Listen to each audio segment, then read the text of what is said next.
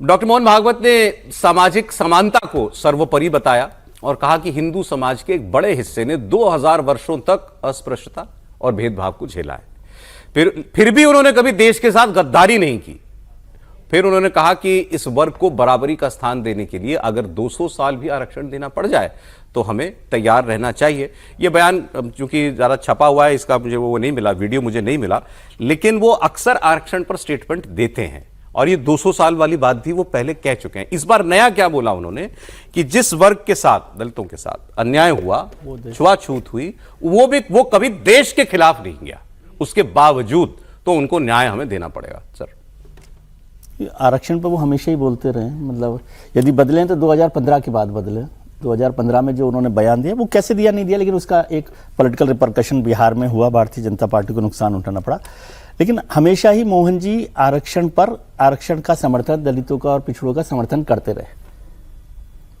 मतलब मैंने उसमें कंसिस्टेंसी देखी और वो बार बार इस बात का भी बात करते हैं कि 2000 साल का जो अस्पृश्यता के लिए जो हम लोगों ने किया उसको 200 साल भी यदि बर्दाश्त करना पड़े तो कोई बात नहीं। इस बार नया उन्होंने बोला, लेकिन हाँ, लेकिन जो बात बोली उन्होंने कि गद्दारी नहीं की, अब वो उसके रेफरेंसेज निकालेंगे तो फिर वो मोहन जी जो बोलते रहे हैं उससे भी कंट्रास्ट होगा, वो वैसा ही होगा जैसे और लोग अभी बात कर रहे थे।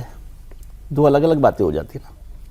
यहां भी डबल स्पीक है कहीं, ये मतलब डबल स्पीक यदि आप उसको इस रेफरेंस में लेंगे, यदि इस रेफरेंस में लेंगे कि उन्होंने गद्दारी नहीं की, तो फैक्ट है, इसमें कोई गद्दारी नहीं की किसी ने, दलितों ने कोई गद्दारी किसी ने की, इसका मतलब किसी ने की। लेकिन जिनके लिए वो समझते हैं, कह रहे हैं, उनके सबसे साथ वो खड़े, जिसपे बहुत सारे लोग आजकल परेशान हैं कि मोहन जी किसके साथ खड़े। आप कुछ बोल रहे थे इस पर? नहीं, मैं तो मोहन जी जो कह रहे हैं एकदम दुरुस्त बात है।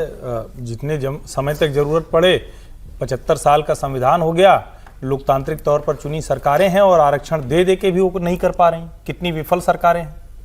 इस देश के नेताओं का क्या हाल है कि वो आरक्षण दे रहे हैं लेकिन उस वर्ग को ऊपर नहीं उठा पा रहे हैं। और ये पिछड़ा क्या होता है भाई? 75 साल बाद हमें शर्म नहीं आती है कि हम एक जाति को पिछड़ा कहें? शेड्यूल्ड कास्ट जब हम कहते हैं तो अनुसूचित जाति जनजाति को हम किसी को उस तरह से नहीं कह रहे हैं, उनको तो हम कह रहे हैं भाई जिनको सामाजिक तौर पर नहीं मिला उनको ठीक है। लेकिन बताइए ना, मैं तो सवाल छोड़ के जा रहा हूं बार बार कि यादव देश के किस हिस्से में पिछड़ा है और क्या? तो केवल अभी नहीं, वो दलितों के समग्र बहस होगी। ना सौरभ जी मोहन भागवत जी का बयान जिस कॉन्टेक्स्ट में, उसमें मोहन जी के बयान पर ही तो मैं आ रहा हूं। हाँ। आज ही अभी चल रहा है ना 50% के ऊपर, 60% के ऊपर। 35 साल जिस राज्य में यादव और कुर्मी मुख्यमंत्री रहा, मुसहर मुख्यमंत्री रहा बिहार में, वहां विधानसभा के बाहर खड़े होकर कह रहे हैं 65 से 85% आरक्षण कीजिए। आरक्षण की बीमारी पर बात करना पड़ेगा ना। आरक्षण को आप सही तरीके से लागू नहीं कर पा रहे हैं ना। आरक्षण के खिलाफ इस देश में कोई नहीं। तो बोले ना मोहन जी। तो मोहन जी तो बोल रहे हैं, मोहन जी तो कह रहे हैं कि 200 साल रखो। मैं इसके आगे की बात कर रहा हूं कि 200 साल में सबको ठीक मिल जाए, इसका प्रबंध करना होगा।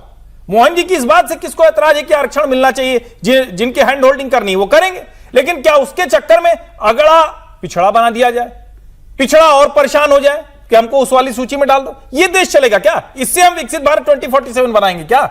समाज को आगे बढ़ाना है, हर पिछड़े को अगड़ा बनाना है या अगड़े को भी पिछड़ा बनाना? और मैं तो कह रहा हूं कि ये संवैधानिक तौर पर घोषित किया जाना चाहिए कि इस देश में अगड़ा पिछड़ा कोई नहीं बोलेगा। शेड्यूल्ड कास्ट में जिनको आपको देना है 25-30% आरक्षण करके उनको दीजिए। चले ठीक है, आगे मैं आपको 2 राज्यसभा चुनाव से जुड़ी हुई खबरें बताता हूं क्योंकि दोनों बड़ी मजेदार हैं। पहले बिहार की बात। बिहार में राज्यसभा चुनाव में AIMIM अचानक से जो है वो एक्सपेक्टर बन गई। असदुद्दीन ओवैसी को मनाने के लिए, आप सही सुन रहे हैं, असदुद्दीन ओवैसी को मनाने के लिए आरजेडी कोशिशें कर रही है। 5 सीटों के लिए चुनाव होने हैं। महागठबंधन के समीकरण उलझ गए हैं। अब मोहम्मद शहाबुद्दीन की पत्नी हिना शहाब को आरजेडी प्रत्याशी बनाएगी, ऐसी चर्चा चल रही है। तेजस्वी यादव को शायद लगा कि हिना शहाब के नाम पर ओवैसी मान जाएंगे, AIMIM मान जाएगी, लेकिन AIMIM के प्रदेश अध्यक्ष अख्तरुल ईमान ने अपनी डिमांड रख दी। उन्होंने कहा था हमारी प्राथमिकता आप जो तय करेंगे वो नहीं है, हमें 2 राज्यसभा, आपको हमारा समर्थन चाहिए, हमारे कैंडिडेट को आप राज्यसभा भेजो, हम राज्यसभा में नहीं है और हमारा वोट ले लो, क्यों हम आप ही के कैंडिडेट को हम साथ दें? तो क्या अब ये बात यहां तक पहुंच सकती है कि आरजेडी कांग्रेस के समर्थन से AIMIM का कोई व्यक्ति राज्यसभा का सांसद बन जाएगा? मुस्लिम पॉलिटिक्स के लिए अच्छा होगा। महागठबंधन के लोग अगर समझदारी से काम लें तो यकीनन है कि यह पाला वो जीत सकते हैं। तो हम लोगों ने तो शुरू दिन में कह दिया है, उनके कहने से पहले हम लोगों ने कह दिया है कि साहब अब की बार MIM को मौका दीजिए आप लोग, है ना। और एमआईएम का चूंकि उच्च सदन में कोई प्रतिनिधित्व नहीं है और इस वक्त बैरिस्टर असदुद्दीन ओवैसी साहब जिस तरह से गला फाड़ कर सीना तान कर 56 इंच वाले सीना के सामने बात करते हैं, आपके पास नहीं है कोई ऐसा आदमी। एमआईएम के आदमी को दीजिए ताकि हम उच्च सदन में भी अपना प्रतिनिधित्व भी कर सकें और आपके जो विचारधारा है वो विचारधारा हमारा भी है, हम उसको वहाँ उल्लेख कर सकें। उन्होंने ये भी कह दिया आपकी जो विचारधारा है वही हमारी भी है। अरे आपको तो एक्सट्रीमिस्ट कहा था तेजस्वी यादव चुनाव में। दूसरी खबर भी साथ में बता दूं, समय के मैं दोनों पे कमेंट कर दीजिएगा। तमिलनाडु में डीएमके और कांग्रेस के बीच भी बातचीत चल रही है। अब इसमें बड़ी मजेदार खबर है, बताया छपी खबर है कि केसी वेणुगोपाल साहब गए स्टालिन साहब से मिलने के लिए। वहां पर तो अभी लोकसभा विधानसभा चुनाव होना है, तो वहां तो उनके बीच में भी सीट शेयरिंग की भी बात होनी है, उन पावर शेयरिंग की बात होनी है कि जीत गए तो कांग्रेस पार्टी को पावर में भी शेयरिंग मिले, सरकार में जगह मिले। स्टालिन साफ मना कर चुके हैं ये तो हम नहीं करेंगे, सीटें 2-4 बढ़ा देंगे अगर बढ़ानी होगी तो। लेकिन पता ये चला, खबर ये आई कि वहां पर तो सीटों की बात ही नहीं हुई, विधानसभा चुनाव की बात ही नहीं हुई। वहां केसी साहब जो है शायद वो केवल राज्यसभा चुनाव की बात करके आ गए कि एक आदमी हमारा जितवा दीजिए।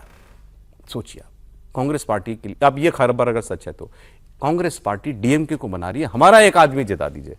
अब वो नाम भी छपा है वैसे तो उसमें कि पवन खेड़ा जी के लिए बात हुई, ऐसा छपी हुई खबर में भी सोर्स भी निकाल देता हूं मैं कल को पवन जी कहें कि आपने मेरा नाम क्यों ले लिया।